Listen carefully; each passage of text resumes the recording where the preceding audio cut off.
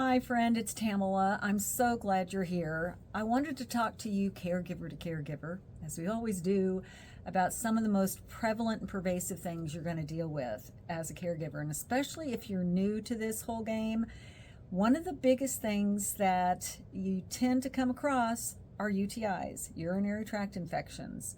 Especially, if somebody is bedbound, if they don't drink as much as maybe they should to flush their system, it can wreak havoc.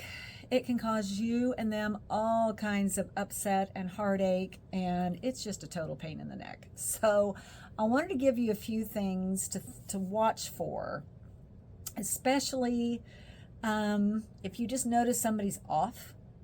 Maybe there aren't any blaring things. There's not a wound. There's not moaning and groaning and bruising or, that kind of thing. Nothing obvious. If the person you care for is a little loopy, is a little foggy, is just blah, if they just don't feel good, if they just say, I don't know what's wrong, I just don't feel good, on and on and on, then you need to seriously look at the possibility that they have a urinary tract infection. So my first piece of advice is to order some test strips, either from Amazon, get them from Walmart, get them from the drugstore. I think they're pretty prevalent now. They're easy to get a hold of. You have to collect a clean sample. Another one of those fun things you got to learn how to do. Get a urinal, get some sort of a clean receptacle, and go from there. You know the drill. So anyway, you're going to test it. And if it is in any way off from the little color guide that is on the side, you need to call and you need to get in. I can tell you from much, much, much experience that there were so many times that I was shocked in the beginning that it was a UTI, because it's like, how can this cause that much havoc in one person's life so quickly? Well, it does, and it can. And you'll get to be pretty good at spotting the symptoms. Every time when we went at the beginning, they'd be looking at everything in the world, and then finally, as a last resort, they would do a urine test. And inevitably, we came back with a UTI. If you don't get these tested, they can persist and become worse and worse and worse and cause all kinds of problems down the road, and to the point where it gets incredibly serious. So you want to learn what your person's signals are. When you go to the doctor, at least when we did, or if I'd call in, it's always, do they have back pain? Do they have pain when they urinate? Is it cloudy? Is it this? Is it that? Yada, yada, yada, yada, yada. No.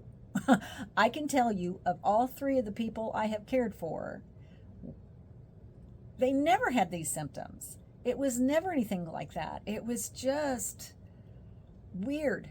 They were just off. I can tell you, too, I know someone who, when the person they care for has a UTI, they see like Elvis and Jimmy Hoffa, right? They out and out hallucinate. So it can get to that. And with some people, it's just bam, it just goes right to that. And you're like, what the hell is going on with you? So learn what it is. Maybe you'll be lucky. In a weird, dark humor kind of way. And the person you care for will actually have some of those typical symptoms. And you'll be able to call, go in, get the test, and they'll give you an antibiotic, and you move on with your life. Not many people I know honestly deal with it like that. It presents so differently in so many different people that you're baffled. You are baffled by it, especially, like I said, at the beginning.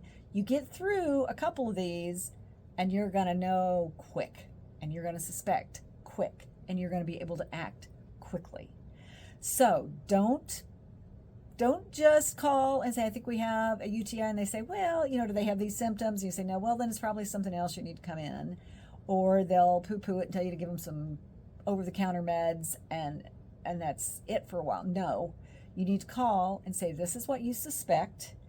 Your person does not present typical symptoms, if that is in fact the case, and you need to have get a test done, or you've done an at-home test and this is what it's showing, so you need to have it confirmed so you can get this person on antibiotics, because I cannot relate to you enough how difficult these become.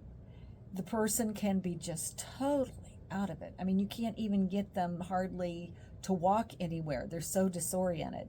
Don't ever underestimate the difficulties that can be caused by a UTI. Now, people who are in the medical field might think that I am totally overblowing this and have a totally different opinion, and that is fine. And they may very well be right in many, many instances. But I can just tell you from my own personal experience, dealing with 3 people who have had serious UTIs, do not just assume it's something else or let it go for a while. The sooner you can take action and get this dealt with, the quicker your person is going to feel much better quickly. And it makes your life a little bit easier too. Actually, it makes your life a whole lot easier. So, one caregiver to the other, look for these things. Look for the symptoms that something is just off and nothing else seems to be the case. It takes you 5 minutes. You got to convince the person to give you a sample. Then you got to test it. Then you got to make a call. If that isn't what it is, if it's not showing up in any way, shape, or form, definitely call and say, I have even tested for this and that doesn't appear to be the problem. And again, they'll probably test again when you get the person to the physician or the nurse comes or whatever needs to happen. But this needs to be one of the first things you rule out, not one of the last, because that's when you get into deeper and deeper issues that cause a lot of angst for everyone involved. So, hope that helps. Remember, caregiving is not for the faint of heart. It's a lot. It rocks your world, but that's why we're here. So, hope you have a good day. Talk to you soon. Bye.